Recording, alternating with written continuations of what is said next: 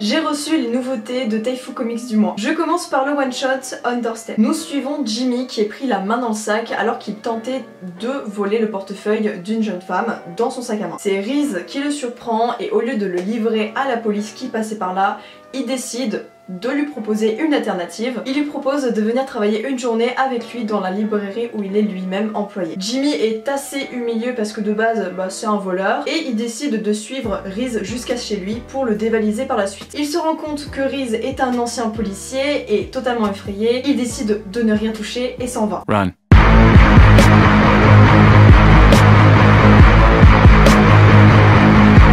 Effrayé par les potentielles conséquences de ses actes. Mais l'attraction qu'exerce Reese sur lui va le pousser à renouer contact avec lui. On va par la suite découvrir la vie privée de Reese et les nombreuses angoisses qui le suivent. Je vais commencer par dire que j'ai totalement adoré ma lecture. Les dessins sont très beaux, très expressifs. Déjà que l'histoire elle est touchante, mais les dessins mettent encore plus l'accent dessus. On découvre un Reese angoissé par son passé, un Jimmy qui peut être préoccupé par les autres malgré son côté un peu malfrat. On voit que Jimmy est vraiment maladroit mais il essaie de bien faire. On a des angoisses légitimes de la part de Reese et Jimmy va tenter de lui venir en aide. Mais bon, il va quand même faire une grosse bourde. Pour ce qui est de la romance, ça se fait assez naturellement, elle est très fluide. Ils se posent pas 3000 questions genre ah est-ce qu'on a des sentiments l'un pour l'autre, bla bla bla. Ils assument le fait qu'ils soient ensemble tous les deux rapidement. Il n'y a pas de honte, il n'y a pas de gêne. Du point de vue charnel, effectivement, il se passe quelques petites choses. Ma foi tout à fait sympathique. Ce que j'ai moins aimé, ce qu'il y a dans pas mal de one-shot, c'est qu'il y a une histoire un peu HS, voire même carrément HS à la fin du tome, que je trouve pas mal dommage parce qu'au final on s'attache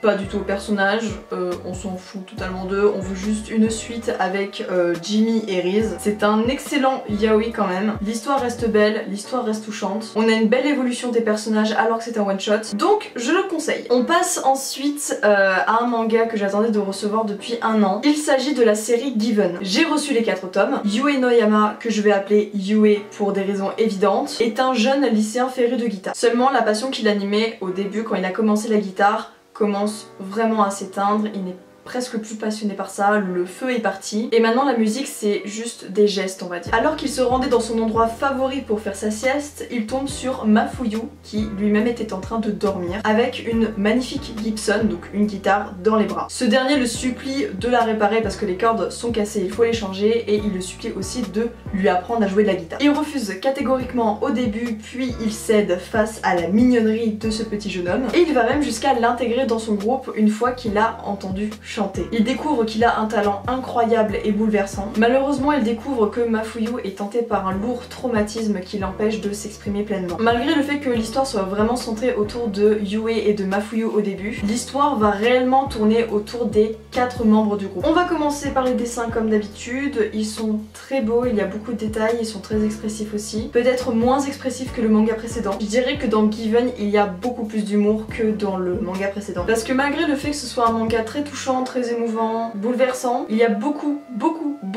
de notes d'humour. On est face à des adolescents qui se cherchent, qui sont maladroits, qui ont des doutes, qui essaient d'évoluer tant bien que mal. Je trouve que l'histoire de Mafuyu, elle est très belle, malgré qu'elle soit effectivement très traumatisante. Sans trop vous spoiler, il a quand même perdu des êtres chers dans sa vie, qui étaient des piliers pour lui. Et on voit clairement qu'il a du mal à s'en remettre et que c'est pour ça qu'il a du mal à s'exprimer pleinement et notamment dans la musique. Il a comme un blocage. Ce que j'ai beaucoup aimé dans ce yaoi, c'est qu'on progresse doucement dans la romance et même dans l'histoire en général. On avance pas à pas, c'est très réaliste. On voit qu'il y a des personnages dans le groupe qui ont plus de mal à s'ouvrir aux autres malgré le fait que ce soit leurs amis ou les personnes dont ils sont amoureux. Si je dois caractériser ce tome en un mot, c'est sensible. Et pas seulement le tome, je dirais toute la série pour l'instant. C'est vrai que je suis beaucoup plus attachée à Mafuyu et Yue que les deux autres. Je trouve leur histoire beaucoup plus touchante. Le thème de la musique est vraiment présent et c'est assez sympa parce que c'est vrai qu'à part Euterpe de H2T, j'avais pas grand chose en musique, voire rien du tout. Non seulement on suit l'évolution du personnage en lui-même, l'évolution de la romance, mais aussi l'évolution du groupe dans le monde de la musique. Comme l'histoire avance lentement et que c'est très réaliste, donc il y a quand même peu de choses charnelles, notamment au début, je le conseille vivement aux personnes qui débutent dans les yaoi, ou alors des personnes comme moi qui recherchent des yaoi un peu plus posés. C'est bien de laisser le sensuel de côté pour laisser place à l'évolution, au sentiment. Je trouve que beaucoup trop de yaoi exploitent le thème de la sexualité dans leur one-shot ou dans leur série. Il y a énormément de prétextes pour amener à la sexualité